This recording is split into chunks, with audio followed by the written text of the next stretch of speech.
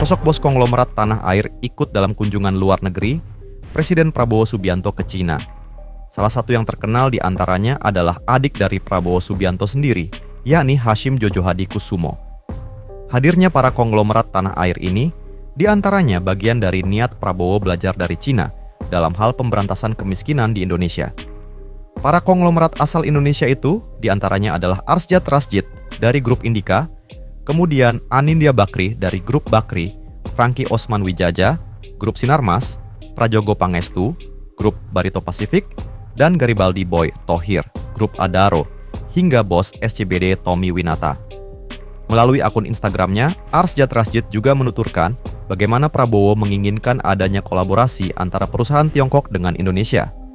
Seperti diketahui, Presiden RI, Prabowo Subianto menghadiri acara Forum Bisnis Indonesia-Cina di Hotel Peninsula, Beijing, Republik Rakyat Tiongkok, RRT, atau Cina, Minggu, 10 November 2024. Tiba di lokasi acara, Presiden Prabowo langsung menyalami para pelaku bisnis dari Indonesia maupun Cina. Prabowo Subianto juga bertemu dengan Presiden Cina Xi Jinping dalam rangkaian kunjungannya ke luar negeri.